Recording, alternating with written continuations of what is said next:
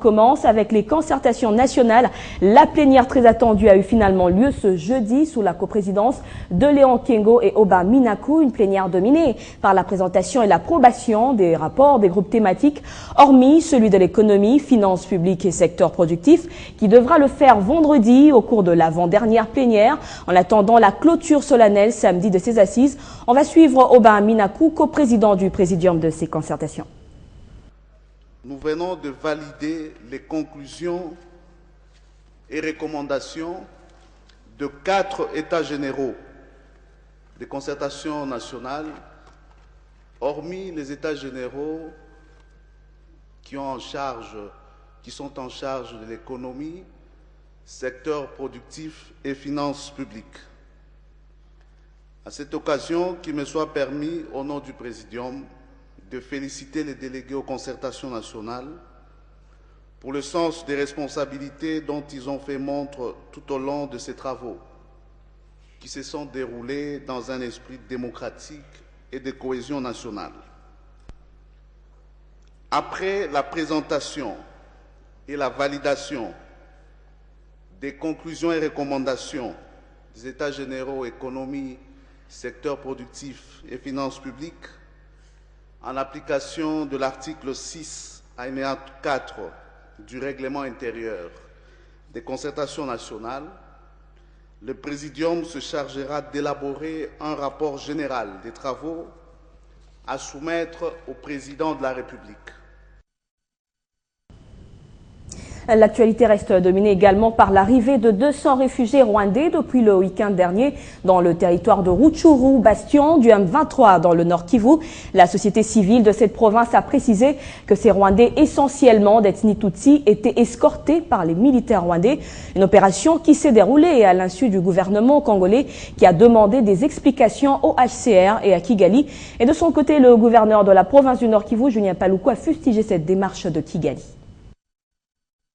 C'est une manière douce de devoir gonfler les rangs du M23 parce que tout simplement, lorsqu'on parle de réfugiés, personne ne peut croire.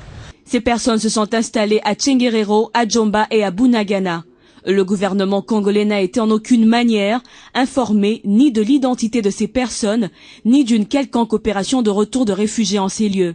Pour la société civile du Nord Kivu, il s'agit des réfugiés rwandais refoulés récemment de Tanzanie, tandis que le M23 évoque le retour des réfugiés tutsis congolais ayant fui la guerre. Ces populations parlent un swahili très fin. Et parmi elles, il y a également des jeunes gens et des gens porteurs d'armes. Il nous a été renseigné que ceux qui parlent le swahili très fin seraient des refoulés rwandais de la Tanzanie. Et le Rwanda a eu du mal à les garder. C'est la raison pour laquelle, au stade actuel, il a décidé de les glisser vers le territoire M23. À ce sujet, le porte-parole du gouvernement congolais, Lambert Mende, a précisé mercredi dans un point de presse attendre des explications du HCR et de Kigali. Le HCR de Kigali, contacté par les services du gouvernorat du Nord Kivu, a pour sa part décliné toute responsabilité dans cette affaire. Nous avons reçu la certitude que dans tous les camps de réfugiés congolais se trouvant au Rwanda, on n'a observé aucun mouvement de nos compatriotes vers la RDC. L'éruption du M23 dans ce dossier du rapatriement des réfugiés congolais au Congo est suspecte à maints égards car ce rapatriement ne l'engage pas. Il ne s'agit pour le sinistre M23 que de mener ni plus ni moins jusqu'au bout la mission lui confiée par le régime de Kigali, mission connue de tous, faciliter la balkanisation de la RDC. En tout état de cause, M23 ou pas M23, l'époque où l'on pouvait entrer ou faire entrer des gens dans le territoire congolais, comme dans un parc de récréation est révolue, a averti Kinshasa. Crise dans la région des Grands Lacs africains, tous les moyens sont bons pour perdurer le conflit armé dans l'est de la RDC. Le régime de Kigali continue à recruter des mineurs rwandais et les envoyer comme boucliers humains à la première ligne devant le M23 et les éléments des forces armées rwandaises sur le sol congolais. Fabien Lumbala nous donne les détails. Paul Kagame a toujours nié son apport, surtout son soutien aux différents mouvements armés qui mettent à feu et à sang la partie est du Congo-Kinshasa en dépit de toutes les preuves irréfutables. Maintenant, l'égoïsme de son régime est désormais sur la place publique à travers le monde.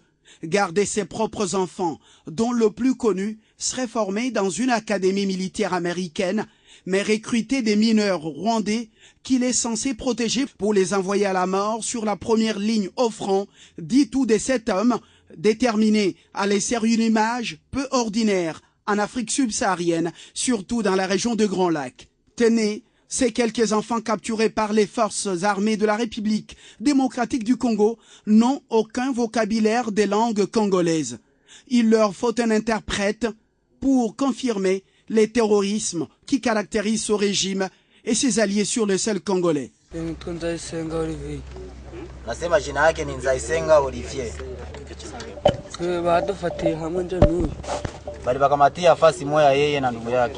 Heureusement, les forces loyalistes congolaises ont prêché par le professionnalisme et le respect des textes juridiques internationaux.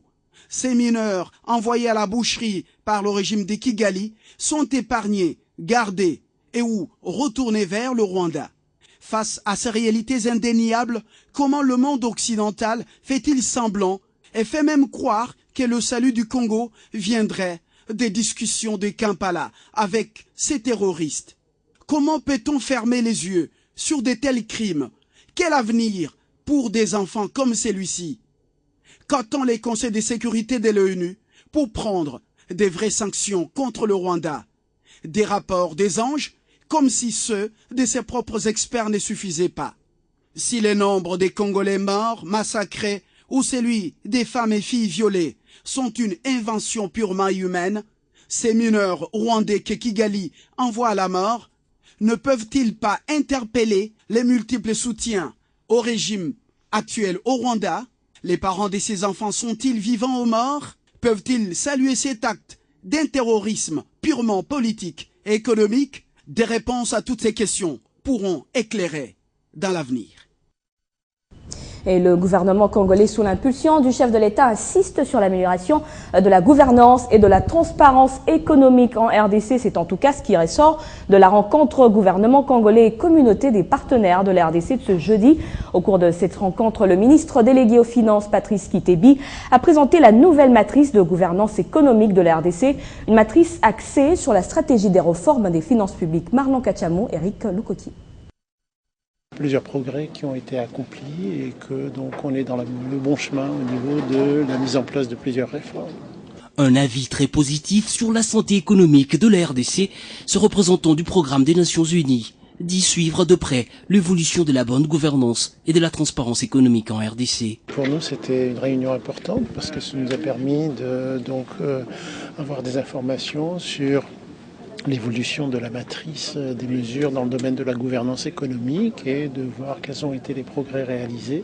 À cette rencontre de grande envergure où différents membres du gouvernement congolais, notamment le ministre des Mines, des hydrocarbures, de la justice, du portefeuille, du travail, des finances et son adjoint prit part, il était question de discuter avec la communauté de partenaires sur la stratégie de réforme de finances publiques et leurs états des lieux.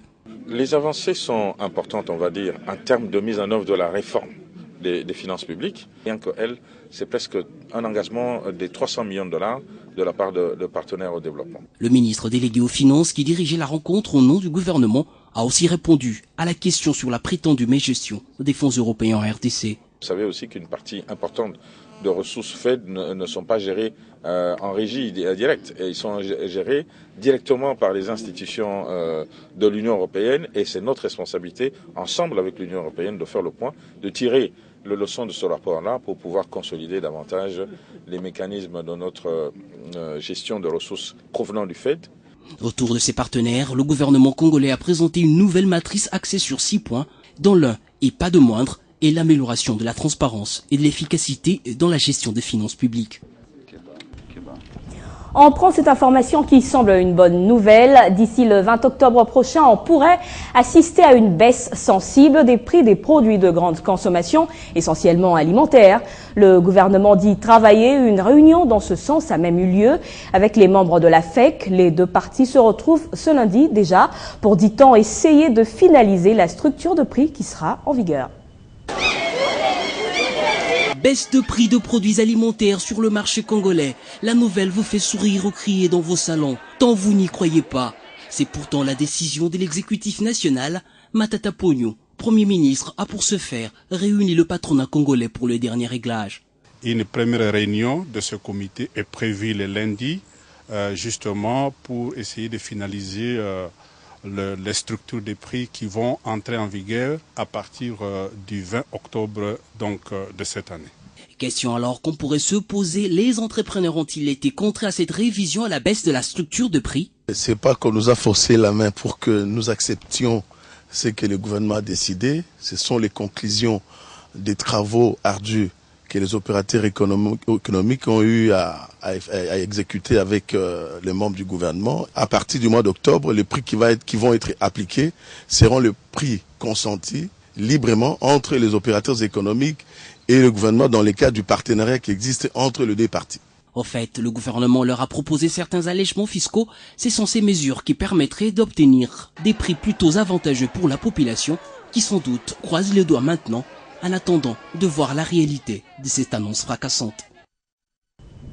Vous le savez certainement, les autorités congolaises, par le biais de la CENI, tiennent à la poursuite du processus électoral de 2011. À ce jour, on parle déjà de la feuille de route des élections pour la période 2013-2016. La communauté internationale qui compte apporter son aide à la RDC a envoyé une équipe pour une évaluation des besoins électoraux. La délégation a échangé mercredi avec le vice-premier ministre et ministre du budget, Alalino Mwamba. Le gouvernement de la RDC, via la Commission électorale nationale indépendante, vise à offrir à nouveau aux Congolais des élections pluralistes après les scrutins de 2006 et ceux de 2011. Mais ceci avec l'appui de ses partenaires, notamment la communauté internationale, qui en répondant positivement annonce qu'elle s'impliquera sérieusement dans la prise en charge des élections, mais en tenant compte de la participation financière du gouvernement congolais. Et c'est au budget de l'État que sa délégation en mission d'évaluation des besoins électoraux dans le pays est venue s'imprégner de la réserve budgétaire qui en principe devrait être inclus dans le budget 2014. D'où le sens de cette visite auprès de Daniel Mokoko Samba, à la tête de l'équipe, le directeur adjoint du département d'assistance électorale des Nations Unies. Au terme de l'échange, rien ne va filtrer outre l'objet de la visite et aucune interview ne sera accordée aux journalistes présents. Mais l'on sait que les Nations Unies attendent du gouvernement de l'RDC l'achèvement du processus électoral de 2011 qui doit se prolonger jusqu'aux élections municipales et locales. Un objectif que tient à atteindre les autorités congolaises qui déjà ont répondu à la restructuration de la CENI qui à ce jour est dirigée par une nouvelle équipe. Après le séjour de la délégation, pour l'étape suivante, il s'agira de voir les besoins en assistance électorale, les recommandations qui vont en sortir et comment la communauté internationale avec les Nations Unies vont s'organiser pour déterminer les paramètres de leur appui aux élections à RDC. Parlant du conflit foncier qui oppose le collectif des avocats de la succession Ngouza Karliband à la société Chani Metal. D'après ce collectif qui a tenu un point de presse mardi, la superficie de la concession est de 17 hectares, dont 11 pour la société Chanik, 2 hectares pour la succession Ngouza et le reste pour les chefs coutumiers. Cependant, la succession Ngouza se dit tout de même menacée par la société Chanik en complicité avec des autorités politico-policières voulant annexer leur concession à celle de Chanika. Voici le site qui fait objet de procès entre la famille de l'ancien Premier ministre Ngouza Karliband et la société Chani Metal. Une affaire qui devrait être classée depuis 3 ans, la famille du feu Premier ministre ayant obtenu gain de cause auprès de la justice congolaise. Mais ce regain de discussion est dû aux multiples intimidations que subirait la famille, dénonçant même le déploiement à des heures tardives des éléments de la police sur le site. Il y a des éléments de la police qui sont à nouveau venus chez nous ici nuitamment. Comme je vous l'avais déjà dit, nous avons les arrêts, nous avons tous les documents, nous ne comprenons pas pourquoi les policiers continuent à venir chez nous. Bon, voilà des policiers qui viennent sans aucun document chez autrui. Une lettre du tribunal de grande instance de la Gombe atteste aussi qu'en date du 27 avril 1982, Ngouza Karliband achetait cette concession de terre de 2 hectares, bornant les berges du fleuve Congo dans la commune de Ngaliema, en vue de l'érection d'un grand hôtel et des appartements. Le juge du tribunal de grande instance a rendu son jugement parce que Ngouza a gagné le procès. La société Chani Metal, mécontente, a interjeté appel. Au degré d'appel, elle a perdu encore. Donc on doit exécuter ce jugement. Mais que les autorités politiques, militaires, policières interviennent pour empêcher l'exécution de ces décisions.